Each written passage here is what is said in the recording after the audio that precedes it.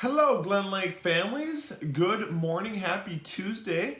I'm here with my Radel reads for Tuesday, March 24th, 2020.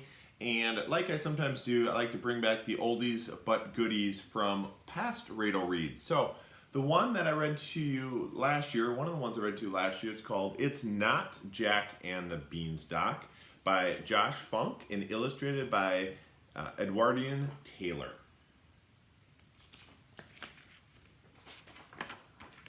It's not Jack and the Beanstalk. Here we go. Once upon a time, Jack lived in a tiny cottage in a dreary village. He always dreamed that someday he would find his fortune. Psst, Jack, wake up. No, I'm dreaming. And put on some pants. Jack had no possessions other than a single cow. Unfortunately, the cow stopped giving milk, so Jack took her to the village market to sell her. But Bessie's my best friend. I didn't write this story, Jack. I'm just telling it. I'm so sorry, Bessie Cowpook McPinwheel.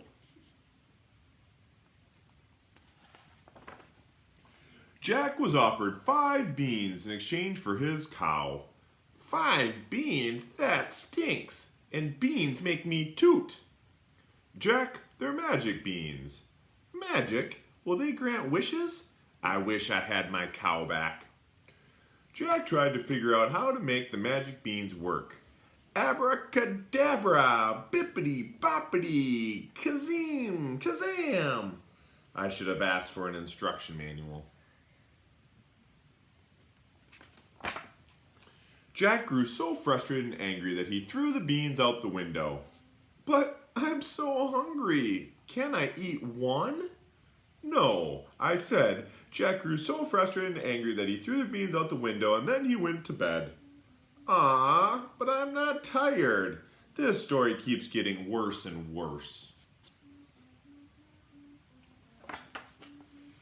Jack woke the next morning to find an enormous beanstalk had grown right where the magic beans had landed.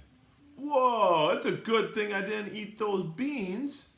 Jack began climbing the beanstalk. You're joking, right? No, Jack, you have to climb the beanstalk. Yikes! Can I at least grab my climbing gear? No, I said, you had no possessions.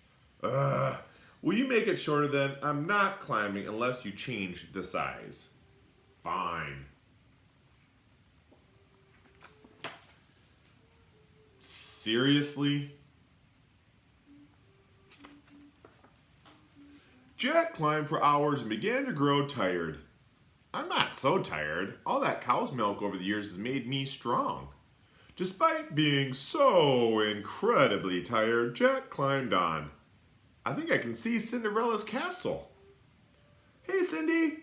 Jack, what are you doing? It's kind of a long story.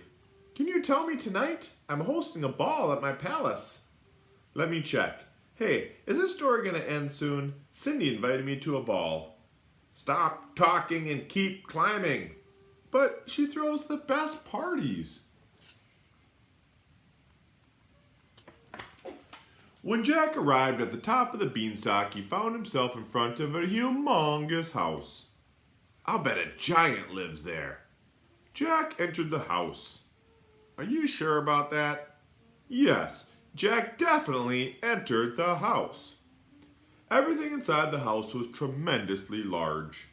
Spoiler alert, a giant lives here. Can I go home now? Suddenly, Jack heard a booming voice. Fee, fi, fo, fum, I smell the blood of an Englishman.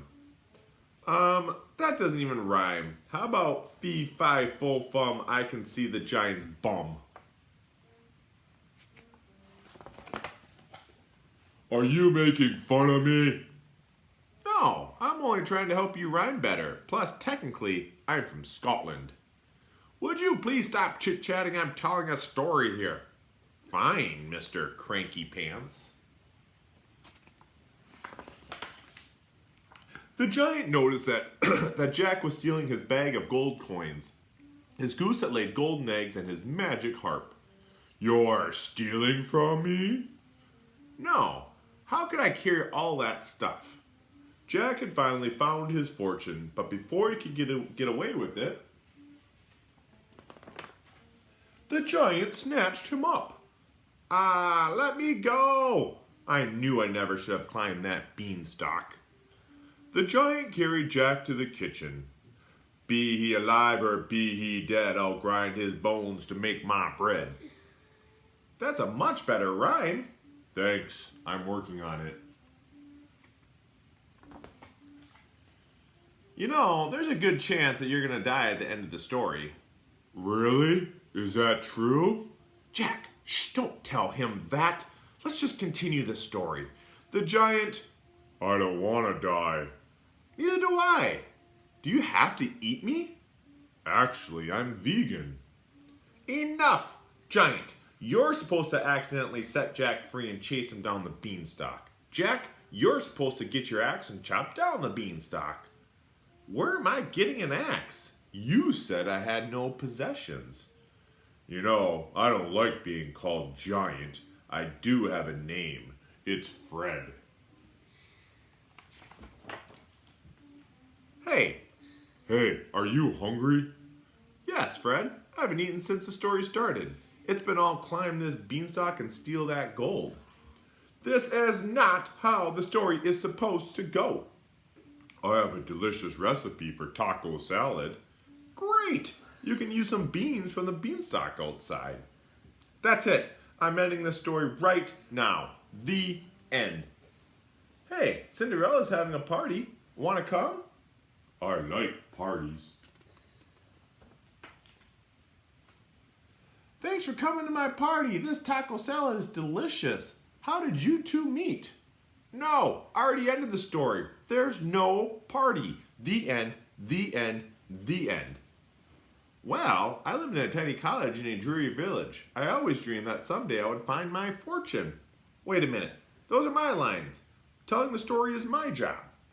And on our way here, Fred offered to share his fortune with me. We decided to open a restaurant called Where Have You Been? We'll serve only beans.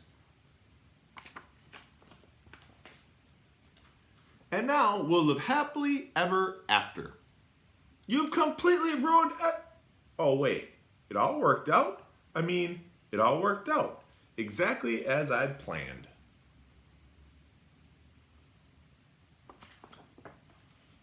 And they all lived happily ever after. Jack already said that. The end. At least you finally got one thing right.